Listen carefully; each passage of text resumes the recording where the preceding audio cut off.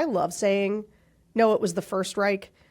Because the thing about people not really paying attention is they're like, oh, yeah, sure, makes sense. Like the extent to which that just like, they're looking for whatever rationalization you got and they'll just take the one Reich. Like, and so like their team knows that'll work for our guys. That'll be fine. Hello, everyone. This is JVL here with my best friends, Sarah Longwell and Tim Miller of the Bulwark. Guys, it's Wednesday, May 22nd, and we are living on the cusp of a unified Reich. It's fantastic. I can't wait. It's the disparate Reichs, you don't want them. You want all the Reichs together. Can somebody clue me in? This is like one of those stories that I just opted out of. Like, it sounded stupid and... like probably an intern made a mistake or something, but like, what? Tell me what happened.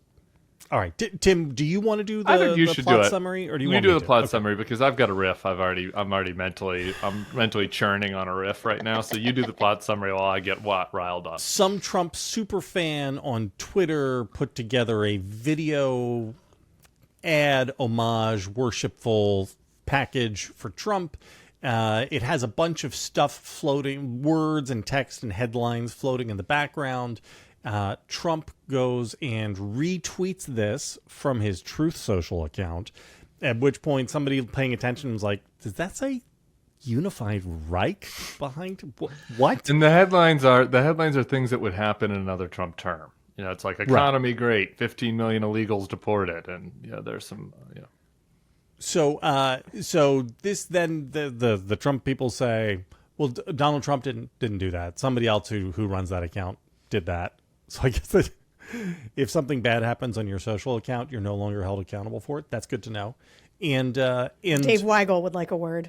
And the fellow who made the meme said, no, that was just like, placeholder words in a template that I pulled off the shelf to make there's no Nazi stuff going on in here. Don't pay attention to the fact that the guy who had dinner with a Nazi, Nick Fuentes, and who said he wants to be a dictator and has said that he would likely terminate parts of the Constitution. And look, don't go saying that this is Nazi stuff, because this is just an accidental slip and we all have to not pay any attention to it. Don't pay any attention to it. Don't stoop to their level. JPL, you also missed one key plot point that was just released in the Bulwark this morning, thanks to intrepid reporter in MAGAville. It was the human printer's fault, probably. Yeah, Mark Caputo. Mark Caputo sources say that it was the human printer. Have you read the human printer story yet, Sarah?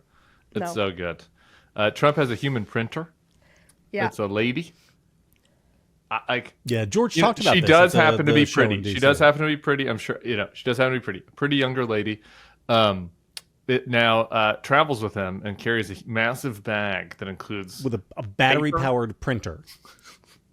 It's a battery-powered printer, so she finds things on the interwebs that Donald Trump would like to see, like flattering things about him and things about how the election was stolen, and just prints them out and then hands them to him. If this was in like to cheer him up while he's in court. All the time, just to keep him stimulated, right? But also for the press conferences. So like when you see him at the press conferences, like holding up paper, and it's like, Buck Sexton said that Donald Trump gave the best defense in history, and like Greg Gutfeld wrote, like that's the human printers printing out those tweets for him. So anyway, supposedly the human printer now, in addition to Scavino, the golf caddy, has access to the former president's account where he puts out proclamations, which is also not a problem at all, by the way. No worries. Totally we just have a random person that used to be an OAN anchor. She went to Liberty University and was an anchor on OANN 2N. I forget what we wanted. I just have a quick point of order. Can he not see his phone any longer? Why do we need the printouts? The eyes. Caputo also put this. It strains his eyes. It strains his eyes. Be careful. So old man with eye strain. Sleepy Don can't even read his own phone anymore. I do think it's a little bit underappreciated. Like, it's a little concerning that somebody that could cause international incidents, like just hands over, just kind of carte blanche ability to re-bleat things to a former golf caddy and a former OAN anchor who doubles as a human printer. Those are some things that are concerning. I got something though. There was a discussion about this. There was some discussion in the Bulwark Slack and elsewhere. Is is this a big deal? You know, was he referencing the 1871 Reich? Apparently, there's some discussion that it was the First Reich, not the First the Reich Third was Reich. good? Was the First Reich was good? fine. I don't know. I don't know that the First Reich was woke. Okay, I don't know, but it wasn't the Third Reich. Been a really great Reich. I Some think it Reichs was were worse than others. I think it was a fine Reich. Yeah, it reminds me of when I was doing my brother's wedding. It was in the city of Raleigh, and I was quoting Sir Walter Raleigh because it was Raleigh. I felt that was on brand, and a judge that my brother's husband had worked for, older black guy, comes up to me. He's like, "You did a great job. One note though, that Sir Walter Raleigh was a damn bastard." You know, and I'm like, well, if you're quoting anybody from the 1700s, that period, it's like they're not fully up on the modern mores of the day. So I think the First Reich probably had its own issues. Here's the thing though. Like, he just gets created on such a curve. Like, there's no other example, right? It's like, let's look at I was just trying to come up with what would be a Biden version of this, right? The Biden has a pretty person that he decided he wants to have around him all the time. Okay. Which everybody's totally cool with. Nobody insinuates anything. Then he gives that person control of the POTUS Twitter account. Then that person retweets, From the River to the Sea 240, who did a video that has a bunch of normal stuff that's like Joe Biden's great, Joe Biden did infrastructure, Joe Biden did chips, and then in fine print, it's like globalize the Intifada, and then everybody it's like, okay, would anybody be like, well, I mean, they were talking about the good intifadas. They were just talking about raising awareness. Intifada? Yeah. The intifada that goes on inside each and every one of us. Yeah, Joe Biden he wasn't talking about the Jew killing intifada. It was one of the other intifadas. I just this whole thing, if you're running for the president of the fucking United States, you need to be relatively careful with the words that come out of your mouth and come out of your social media feeds. This was a standard belief that everybody had. Speaking of antiquated beliefs. Yeah, well, everybody believed this in the media, in the right, on the left, going from my birth to 2012. You just have to have some responsibility for things that go out under your name because words matter and the results and things matter. And so it's like, if you are running for president and you have a vulnerability in that some people think you're a Nazi because you had lunch with a Nazi, and you have several people around you that have Nazi sympathies, and people keep getting fired because they posted and the actual Nazis all really like you and talk about Nazis how they're really going to like vote you. for you. Yeah. You should, and one time you talked about how there were very fine people at a Nazi rally. If you have that baggage, you should be sensitive to the word Reich showing up in the videos. And even if it wasn't intentional, it's kind of like, that doesn't really matter, right? We don't need to, parse whether that is just something that a responsible presidential campaign shouldn't do. And if you do it, you should get criticized for it. Doesn't mean that he's planning a Third Reich. And I think if you extrapolate that to be gas chambers are coming, that's overstating it. Well, but it is certainly, he has said he wants to set up a camps gap for 15 million immigrants. And that's in this ad, by the way. Also this same ad, it's and that is in the Bold. Don't go accusing us of being Nazis. We just want to set up camps to intern people who we don't like because they're vermin. That wasn't in the kind of light font. In the bold font, it was 15 million people deported. What do we think that looks like? Do you think you're not doing that with trains and buses? How are we deporting all these people? Do we think that's going to be clean? So anyway, it's a fuck up. Reich, you're not supposed to don't do that. Don't post about Reichs. When I was running Jeb's campaign approving things, if I'd accidentally let something slip by that had a Reich, I think my response would have been, I'm resigning. Not I was referring to the First Reich. Anyway, it's just an error. Sarah, where are you on this? Because I have a comms question for you, but I want to hear your political opinion first. I don't want to step on something that I'd like to talk about later, but I am going to just bring up Mark Robinson, who's the guy running for governor in North Carolina. He's the Republican nominee who won with 65% of the vote. And he's, though, having a tough time with the swing voters. And the reason is that he is a Holocaust denier. One of the main things that people know about him is he does not. Now, he also called gay people filth, and also called the. Was it kind of like a compliment? Like, you're so filthy. Like, that's a filthy outfit, queen. No, No. that's not how it came out. Oh. He also called the Parkland kids prostitutes after the shooting. So he has some extreme views, as the New York Times would say. He does have some extreme views. But here's the thing that I find remarkable is how much Nazi discourse there has been since Donald Trump came on the scene. We didn't used to have this. And when you say, like, well, what is the political... I think you might... I'm not sure, short of Donald Trump being, though, an outright Holocaust denier, I'm not sure he gets tagged with this, to Tim's point about grading on the curve, because he's already done... I mean, the Kanye West, Nick Fuentes thing, that happened during a low point in Trump's campaign, you may recall. He was coming off of 22. I believe he had announced by that point, but, like, people weren't that excited about it. He wasn't getting, so it was a little low time.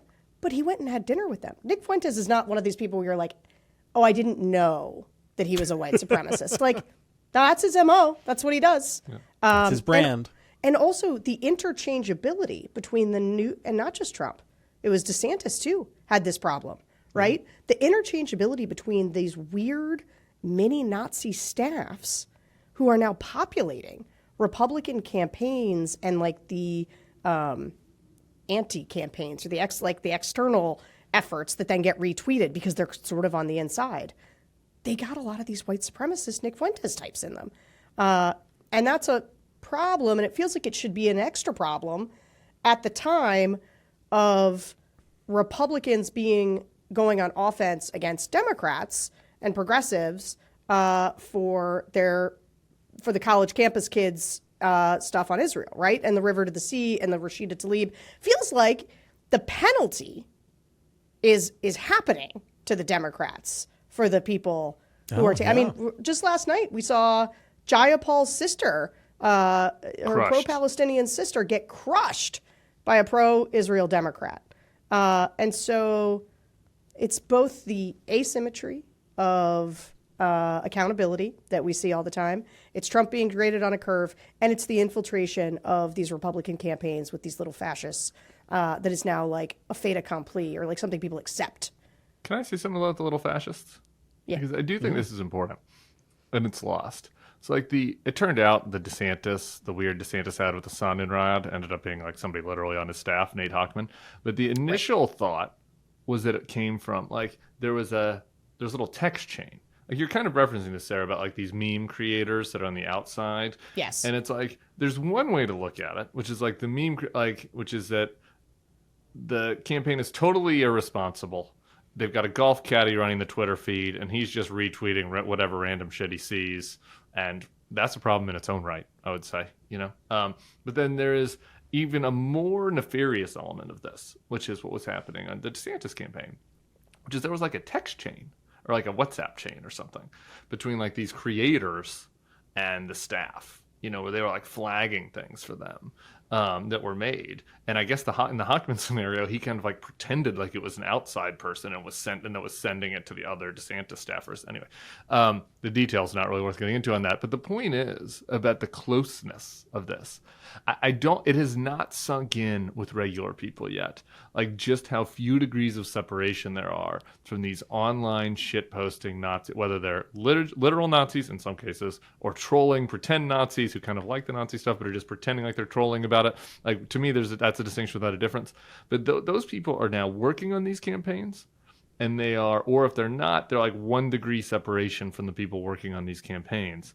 And that is like very different from what is happening on the left, right? Like, the people on the Biden campaign hate the far left people that are doing this. They're making their lives miserable. And so there may be some exceptions to this in like administration, kind of deputy Department of State type, administrative roles. But on the campaign side, the people that are close to the candidate, it's much fewer degrees of separation from the little Nazis to the Republican candidates. And yet for whatever reason, that is not sunk in among people who are not hyper engaged in politics. Yeah. Yeah, our friend Nicholas Grossman yesterday wrote. He said, I'm paraphrasing here. He said, do you know what we called Germans in 1937 who didn't really love the whole Nazi program? They just hated the commies, or who were really just interested in the foreign policy aspects of Nazism, or who were really concerned about the economy and making sure that Germany rebuilt its industrial base. We called them Nazis. like if they were in for 10% of the program, but they didn't they were all still Nazis. Here's what I want to ask, Sarah. So I don't want to betray any confidences. We had a little intra-family discussion about this last night, and one of our colleagues said to me, he said, it's just bad that Biden would try to make hay out of this because it's not really on the level. And did Biden try to make hay out of this? Didn't he just he say that's bad? No, he cut an ad. And the argument was this is how you get Trump. It's boy cries wolf. You do these things when you don't really have him dead to rights, like with the bloodbath. I think this is different from bloodbath. Well, hold on, but let me ask. So that is one theory of communications, right? Is that you can't be the boy who cries wolf. You can't. But that's not the Trump theory of communications. The Trump theory of communications is you repeat the craziest shit over and over and over and over again, and eventually people start to believe it. They start to believe that actually Joe Biden wants to defund the police, which he doesn't. That's not on the level, but Trump says it all the time, so people believe it. You say things like the economy is in the toilet when it's not true. That's boy who cries wolf. Do you see what I'm saying? There's this weird, why is it that Democrats should not try to use political weapons when they are given to them by their opponents to create a shared reality among voters? And that's somehow, because that's judged ineffectual and bad for their cause, but that's the entire mode of operation of Trump world and Republicans. Well, it's not just ineffectual. I don't think that's right. And the question is whether or not you think that it is morally and ethically important to be tethered to the truth. And the Trump people don't, and that is one of the reasons we think that they are unfit to govern this country. And so I'm not saying Biden has to play perfect baseball, but I do think that they should be tethered to the truth. And I think that because of the way that it is a broad perception, true or not, that Trump is treated unfairly, taken out of context, the media overdoes it, everything's overblown. People now, the curve that Trump gets graded on is largely because voters, including these swingier voters, have internalized a sense of people blow everything Trump says out of proportion, and that it's caused them to dismiss things when they are really bad. It's a phenomenon we're seeing. And so here's the thing. I think, though, Trump should be held accountable for retweeting something with unified Reich in it, or that's fine. That's a true thing that happened. The bloodbath thing was wrong. It was taken out of context. And so, for me, that was the problem, was not just boy who cried wolf. The problem for me was this is not tethered to the truth, and we shouldn't do that. Can I just float something on this? Because it's something I've just really been thinking about. And Sarah, I'm really interested in your perspective, because you might, the focus groups might give you a little bit more of a read. But some of this stuff is just we're all gnashing our teeth over it. And it's most people, this is just washing over them. Totally. Most people don't even know what the Reich video is. The idea that there's somebody out there that's well, I was going to vote for Joe Biden, but I was offended that somebody overstated 100%. the Reich. I'm now going to vote for Trump. These people don't exist. But who might exist? And this is this is bad Tim coming in. All right, this is my darker impulses, my old Oppo Tim coming in. Might it be true that some of these people that we're struggling with, who are low information voters, who are younger maybe, who don't follow this stuff day to day, they might not know anything about this controversy, what the video was, whether it was legit, whether it was not legit, but they saw one TikTok flash across their screen that was Trump did a video about bringing back the Reich, and they're ooh, that's kind of scary. Maybe I should be a little more scared about Donald Trump than I am. And isn't that the only even potential outcome of this, positive or negative? If you're taking the morals and ethics aside, you're just looking at what is the impact of people discussing Trump doing a Reich video? Like, to me, it's either like there's no impact, or maybe you reach some people who don't actually follow the news and they see one TikTok about Well, hold on a second, though. I'm not against going hard. I know. I am. No, but just what do you want to say? If you want to cut a TikTok ad that says Trump has been dancing with anti-Semites his whole thing, and throw it on the pile of very fine people on both sides dining with Nick Fuentes, vowed white supremacists. You want to do that? You should do that. In fact, why aren't we doing more of that? We should. I think the question is like, I'm separating the Reich from bloodbath. Trump has had so many comments about political violence. Say that he calls for political violence. Don't use a situation where that's not what he was actually doing. Use all the evidence that we have that's true. I'm not saying don't put a knife in your teeth and go as hard as you can and call this guy out. I'm saying we should do that. I'm saying it's a mistake when you are doing that and you give them a hammer to hit you with in response. Okay. I don't disagree with that. I guess to me, my blind spot is like, who is this even hit? Right? Like, I guess what I'm trying to distinguish is this all just like a conversation between political hobbyists on both sides, or is this actually seeping down to anybody that matters? Let me tell you what this is, Tim. This is a conversation created by people who are going to eventually back Trump and who are spending a great deal of emotional energy trying to find ways to publicly rationalize it. That's what this is. But this is where I think so. I think the Reich stuff is probably a hobbyist thing because it's in the scheme of Trump's pro-white supremacist things. It's actually kind of a minor one. Yeah. It's like a little guy reminding us. It's like a weird text thing. Also, I love, as I've thought about this, I love saying, no, it was the First Reich. Because the thing about people not really paying attention is they're like, oh, yeah, sure, makes sense. Like the extent to which that just like, they're looking for whatever rationalization you got and they'll just take the one Reich. Like, and so like their team knows that'll work for our guys. That'll be fine. Like they don't know anything about the First Reich. I don't either. That was the good Reich. Who was in the First Reich? We need Bill Crystal for the next level. Can we call in Bill Crystal? Here we go. Was that?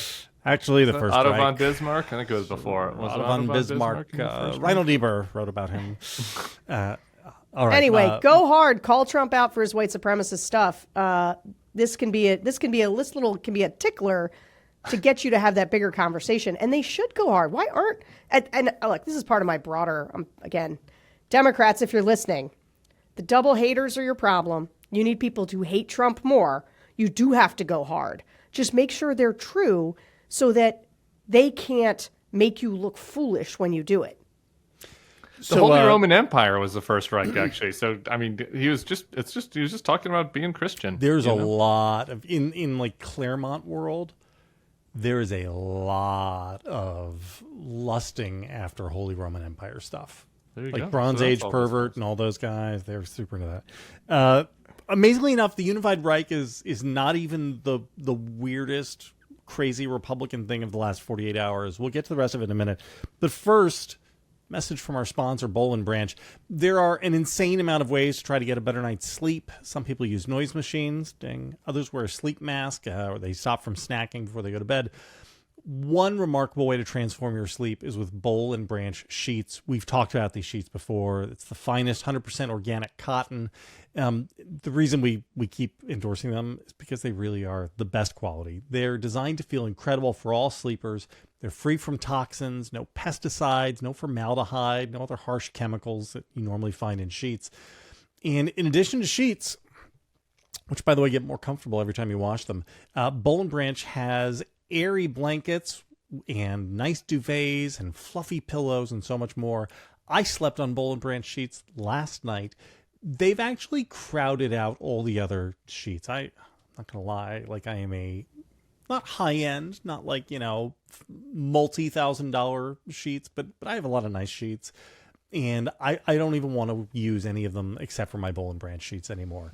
They use long staple cotton. They are unbelievably comfortable. And the thing which is so cool is they're great in winter, and now they're getting to like hot summer nights. They feel fantastic in the summer too. They're great. Sleep better with the softest, most breathable bedding from Boll and Branch. Go to bollandbranch.com/next level for 15% off your first sheet set plus free shipping. That's Boll and Branch, BOLLAND, branch.com/next level for 15% off. Exclusions apply. See site for details. So, late yesterday, Julie Kelly. Boy, you guys remember that? Remember that name, Julie Kelly? I blocked her on Twitter, so I haven't Big fan seen of the much from Bulwark, her. Julie Kelly. Big reader of the Bulwark, She, actually. Monitors us very closely. She unearthed a bombshell Oh, excited. that She's still writing for American Greatness, or she got pushed off to kind of a down market American Greatness? I don't know where she is anymore. There's always something new down market. She might be just on Twitter.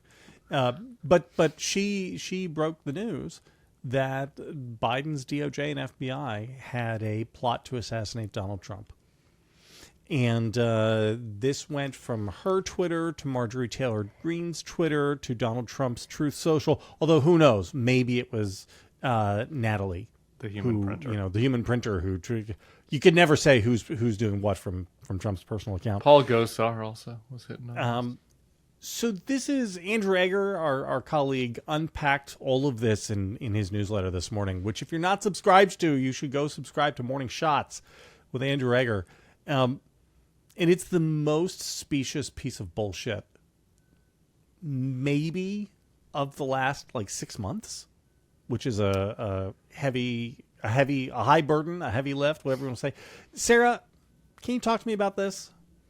I didn't know it originated with Julie Kelly. Now that I know that, it makes so much more sense. Sure. But this is a fun one, I think, for us, because it's nice and preposterous. It is the normal way everything is handled. I probably need somebody else who's read it more closely to give the blow by blow of why the FBI, whenever they're going in somewhere, always includes the ability to use lethal force as just a general matter of how they comport themselves and how they do their rule following things. So I know this actually. Okay. It's all about illuminating and highlighting for the law enforcement where they can't use lethal force. Right. So this is why these things are part of warrants, basically to beat the cops, whoever they are. In this case, it's the FBI. To beat the LEOs over the head with, you can't shoot when you go in to execute this warrant. You can't shoot people dead if they do X, Y, Z, and A, B, and C. So that's why it is. And so that was pulled. That protocol, right, yes, was pulled out by Julie Kelly. Now I've now realized, and again, that makes so much sense, and turned into they were going to use lethal force on Donald Trump when they went into Mar-a-Lago, which then turned into it was an assassination attempt on Donald Trump's life by Joe Biden and Melania and his DOJ. and possibly even Barron. Can you believe it? And here's the deal. So we were just talking about, what will the low information. I am telling you, this is going to become part of MAGA lore. So, this is good stuff for Q. We haven't heard much from Q lately. Now, Jordan Klepper will be talking to somebody online at a Trump rally, and they're just going to sort of take it as read. Yeah, Joe Biden tried to have Trump assassinated. And this is happening mere weeks after Donald Trump's lawyers made the case to the Supreme Court that it is perfectly proper for a president to assassinate a political rival. This is their ability to have everything every way and have the voters just nod along. Yeah, sure. I don't really understand this deep state plot, I got to say. I mean, if they're going to assassinate Trump, would they have needed to do it in a way where they're putting it in the documents? They're sending a team down. Couldn't we have just done the Putin push him out the window thing? It just is a very low Paperwork, view of our Tim. deep state. You always got to do paperwork, right? Even the deep state does paperwork. Even the deeper state does paperwork. I should say for the record, the FBI intentionally executed this warrant when Trump was not at Mar-a-Lago. Yeah. Specifically to avoid any sort of altercation with Secret Service. Yeah. I want to add a couple other things that are interesting in this case. I was happy that the FBI issued a statement about this. They said the FBI followed standard protocol in this search as we do for all search warrants, which includes a standard policy statement limiting to the use of deadly force. No one ordered additional steps to be taken. I think that this was something I was talking about with Comey today and with Ben Wittes. This is a big theme of my day. Like, people need to act different. Like, institutions need to act differently around Trump now. And I know that it would never be SOP to even do a statement about things like this. Like, there's random false rumors about the FBI all the time. Yeah. You can't debunk everything. Unfortunately, Donald Trump's put everybody in this situation. Like, the FBI should probably be doing TikToks about this too. It probably shouldn't just be written statements. Like, really, like, our institutions need to be more aggressive at defending their integrity against these lies. And so it's a baby step, but I'm glad that the FBI said something. The other thing is, like, this is preposterous, our favorite word. It's also serious. Like, you know, again, we go back to the January 6th thing. I go to that period between the election and January 6th, and it was always like, what do you expect people are going to do? You know, if you tell them that the country's being stolen from them, that they voted one guy in, that, you know, that these nefarious forces took it away from him and you, and now someone's going to come in that's going to take away everything you hold dear. What do you think some people are going to do? They're going to be like, no, fuck this. I'm going to take it back. What do you think people are going to do if they think that the Biden regime that is illegitimate tried to kill Donald Trump? That's enough to send a couple people over the edge, I think. I'm not a psychologist. I'm not a domestic terror expert. That's a good point. You know, all this stuff is like serious. And this isn't just Julie Kelly. Like, it's now come from Trump's mouth. Yeah, multiple people in The Congress. guy who is the Republican nominee has alleged that his opponent attempted to assassinate him. Yes. Like, and he did this back. Do you remember like, the Tap My Are we supposed to take Wires? this seriously? Are we supposed to take it literally? Like, what is... Because This there is has where to be Tap My Wires, some sort though. of... There has to be some sort of response to this, right? Like, because otherwise... Like, what? He just gets to say it, and everybody else moves on and says, well, he tweets lots of things, right? Like, how? Is Trump going to get on a debate stage with Joe Biden? Why would he do that, knowing that Biden and the Secret Service might have him shot dead right there? This is... Only a very small comment, which is, this is where Charlie's formulation, which I always thought was one of his best, where it was like the clown with a flamethrower, still has a flamethrower, always sticks in circumstances like this, where it's like, we as a society have struggled to deal with the absurdity of Trump, right? Because you want to be like, well, this is an insane thing, so like we don't want to dignify it with an answer, or you don't want to respond, but like, at some point, you have to recognize this is the Republican nominee for president who has a slightly better than 50% chance of winning and being the next president. And so it is deeply important that our institutions are able to have a mechanism to respond and say, no, nobody tried to assassinate him. And this is where the loss of shame on the Republican side, and this is deeply asymmetric to the point earlier about where, like, we will do a whole segment, right, sort of breaking down the truth and the veracity of the insane thing that Republicans did and how much attention do we pay to it. Whereas, like, they're going to take the standard protocol, turn it into an assassination attempt, and blow it up. And they're going to do that before we've even... And it'll help them. Yeah, it's not going to hurt them, Sarah. That's true. Yeah. Nobody seems to have any problems with it either. You know, it's not like... None of the closet normals. Right. I feel like there are no closet normals that are like, you know, hey, it was not like, let's be real. We need to have respect for the office of the presidency. Remember that whole thing? We need to be nice to you. Had to respect the office of the presidency, and like, let's just be real here. The president did not try to assassinate Donald Trump. Like, you don't get that. 7 years ago, the three of us would have had this conversation, and we would have been outraged, and we would have said, every single Republican in Congress should be asked, did Joe Biden attempt to assassinate Donald Trump? And now we wouldn't even bother, because A, we know how they'd respond, and B, we know that nobody would care. Nobody would care. So what is the answer? What is the answer when nobody cares? Well, I guess we'll wait for that for the next segment. We have another sponsor, Timothy. Would you like to talk to us about them? We have another sponsor? Yeah, we do. And that sponsor is called Green Chef. Green Chef is the #1 meal kit for clean eating, delivering pre-portioned and prepped quality whole foods with limited processed ingredients. They deliver quality organic fresh produce, responsibly sourced proteins, and chef-designed recipes in every box for satisfying, nourishing, and convenient meals that make it easy to stick to a clean routine. You can find clean meals to suit your lifestyle with preferences like Mediterranean, I like Mediterranean, plant-based, gluten-free, protein-packed, keto, calorie-smart, and gut health. And save time in the kitchen with premium ingredients that come already prepped for you, including pre-measured sauces, spices, and dressings. Plus, every Green Chef customer gets a free session with our registered dietitians. And did you know? Green Chef is owned by another one of our sponsors, HelloFresh, so you can switch between the two and have a wider array of meal plans to choose from. We've gotten Green Chef at our house, and I can tell you, when you live in New Orleans, it's important to get nutrients from time to time. You know, I have to be much more mindful about getting nutrients in my life than when I lived in the Bay Area. It's just a little change. You know, when you're accidentally having a meal in the Bay Area, it might be a smoothie. You know, it might be a protein bowl. Accidentally having lunch in New Orleans, it might be a fried catfish Martini. po' boy. Which I thought you were just going to say a martini. a martini, a fried catfish po' boy with a Sazerac. And so having Green Chef in the home in order to ensure that we're getting some meals every week that are balanced, that have your veggies, that have your fruits, super important. Recommend it. Go to greenchef.com/nextlevel50 and use code nextlevel50 to get 50% off plus 20% off your next 2 months. That's 50% off plus 20% off your next 2 months when you go to greenchef.com/nextlevel50. Start enjoying the #1 meal kit for eating well today.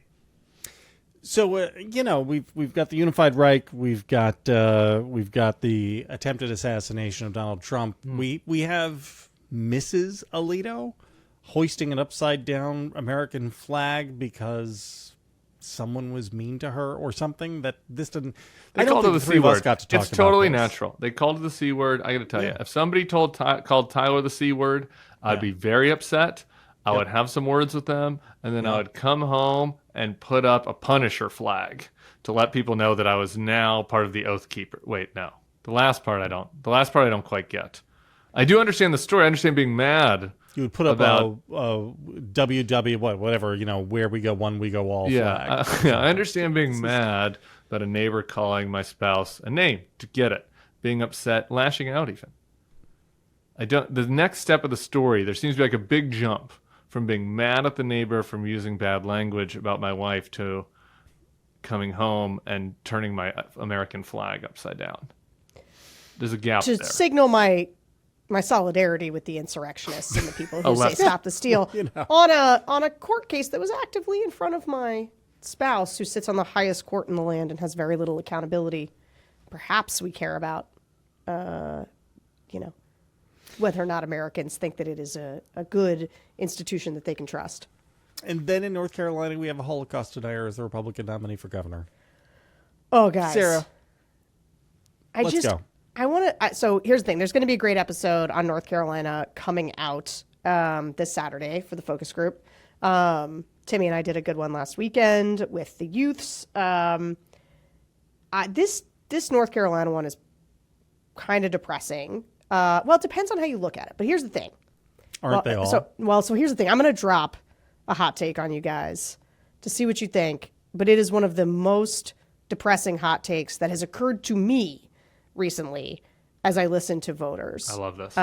Okay, so rock with me for a second. So like I said, Mark Robinson is won with 65% of the vote from the base voters in the Republican Party. He went viral as lieutenant. He got elected lieutenant governor because he went viral giving a speech about kind of a from my cold dead hands gun speech. And so he was just widely loved. We did two groups. We did a group of sort of base Trump voters, and then we did Trump voters who didn't like Mark Robinson. And there's a lot of these Trump voters who don't like Mark Robinson because he's polling in the very low 40s. He is getting just walloped. And he's like in Doug Mastriano territory. Remember Doug Mastriano from Pennsylvania? He bussed people to January 6th. Okay, so Mark Robinson is polling is similar in North Carolina. And part of the reason it's creating this weird thing where Democrats are looking at him being like, oh, there's going to be this big drag on the ticket who has all these controversies, who's polling really low. And so maybe we want to play in North Carolina. which I got to tell you, I am against. Terrible because idea. You need absolutely everything you can spend in Pennsylvania, Michigan, Wisconsin, and Arizona, and Nebraska too. That's it. Can I have a counter? Can I have a counter to that? Sure. There's a lot of money out there, a lot of rich people that want to save democracy. Might it not be worth, somebody throwing $50 million in? I, as the person who thinks that this is probably not worth it, I think that the most of this money is wasted. I'm just saying, if you're a person to whom $50 million makes no difference, sure, which is only a small number of people, but there might be a concentric circle of people who don't care about $50 million and also do care about America not becoming a unified Reich under Donald Trump. Might it just as a backup option be worth it? I don't know. Listen, in the absence of constrained resources, so money is no object. By all means, play in North Carolina. North Carolina is routinely in the averages about +7. Like whenever you see one of the swing states polls, you're right. It is the one that is the biggest, has the biggest margin out there. Dems chased North Carolina in 2020. And one of the reasons people chase North Carolina is that a lot of new people are moving in. It's got a big black population. It's got a big tech sector now and college campuses. And it elects a lot of Dem governors. Anyway, they got another Josh, just like Josh Shapiro crushed Doug Mastriano. They've got a Josh Stein who's running against Mark Robinson. And what that tells us, though, Trump's up by 7. Robinson's polling in the low 40s. So that there are a lot of Josh Stein, Donald Trump voters. Okay? Makes total sense.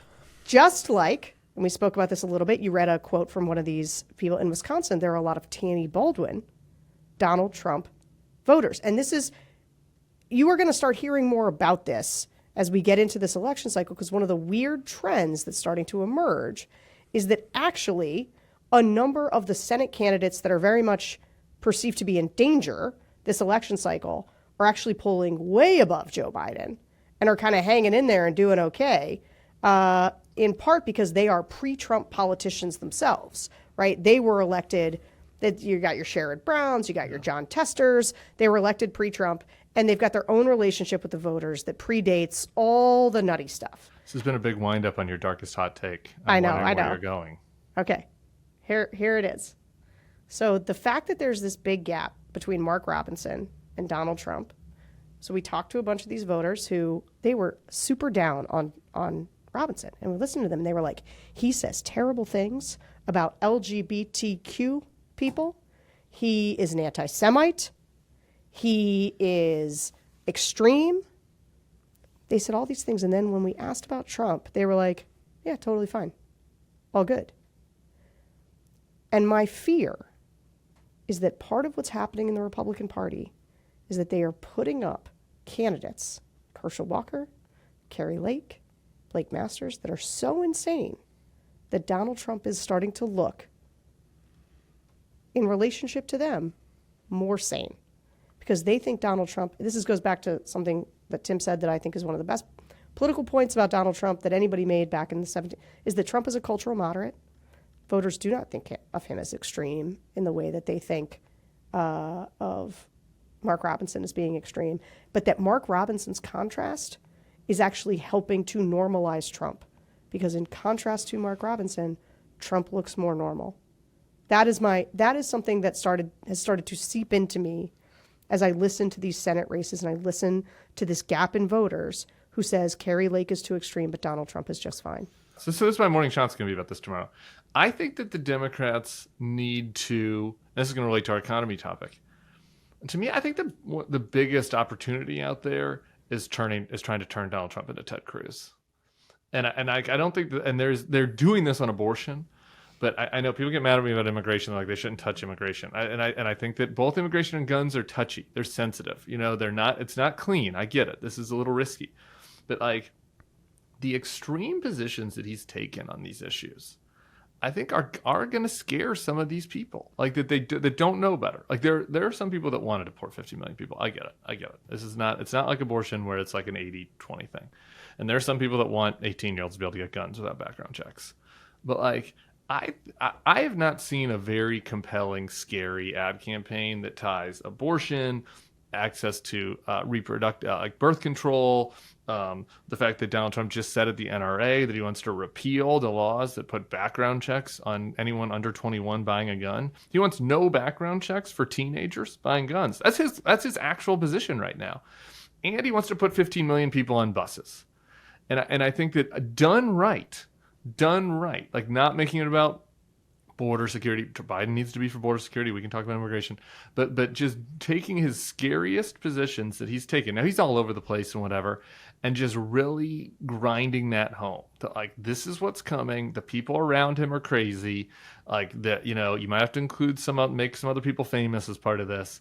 Like I think that is necessary right now, and I think that there are people that are really turned off by Trump's stated views on guns, abortion, and immigration. And maybe trans folks, I don't know, that gets even dicier. That like if you did it right, you have to do it right. You can't do beto. If this is risky, you can backfire, right? But if you did it right, I think this is an opportunity, and I think that they got to try to do it because I think that you're right, sir. I just think that there are voters out there that are like, Mark Robinson is a social conservative freak, and Donald Trump is not, and like you got to make them the same. And maybe that's not doable. I don't know. I just think that's worth a try. Compared to some of I think that lift is a lower lift than convincing people that inflation doesn't matter. But that's maybe a transition into our next topic. Yeah. So poll out this morning, Harris Guardian poll. Let me read these off. 55% of Americans believe that the economy is shrinking. It's been growing every quarter. 56% believe that we are currently in a recession. Haven't been in a recession since 2020. 49% believe that the S&P is down this year. It was up 24% in 2023. It's up 12% so far in 2024. And 49% believe that unemployment in America is at a 50-year high. You know what? Like, why bother? Why bother? Why even run an election?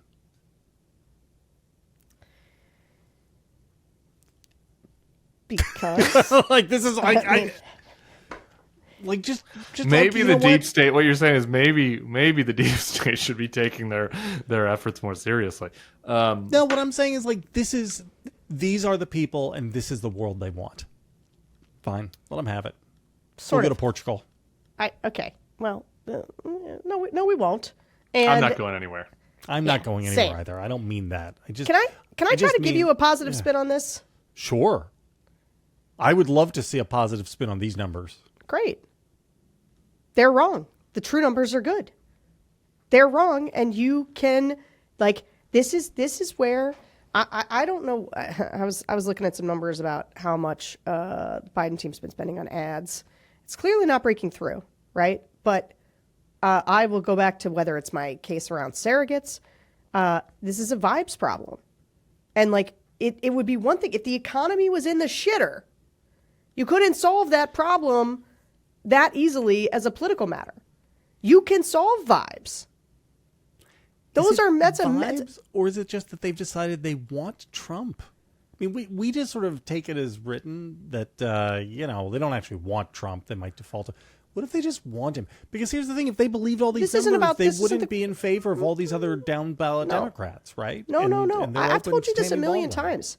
That Democrats in these focus groups also complain about prices. It has nothing to do with whether or not they'll vote for Joe Biden. It talks about how they feel about the real lived economy, right? And because there are some pain points close to home in grocery stores when things cost more, right? People are they're going to be price sensitive to that. However, the fact that the economy is good and thriving means that you can push into the fact that it is good. You know what else? You know what would be one thing? It's message discipline. One thing that you could say over and over again? Every Democrat should say it every time they go on TV.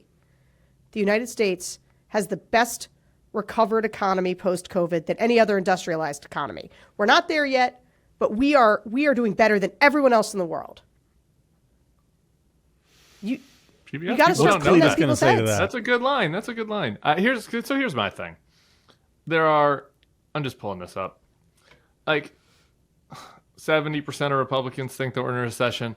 These people are unreachable, and some of these numbers are going to be bad because it's just partisan response, and these people want Trump, and it doesn't matter. They believe that the cities are racked with crime, and that whatever. They don't know anything. Everything that they know is totally wrong.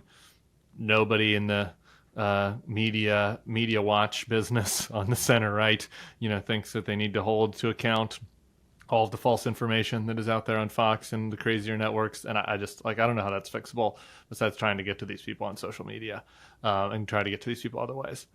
49% of Democrats think that we're in a recession now.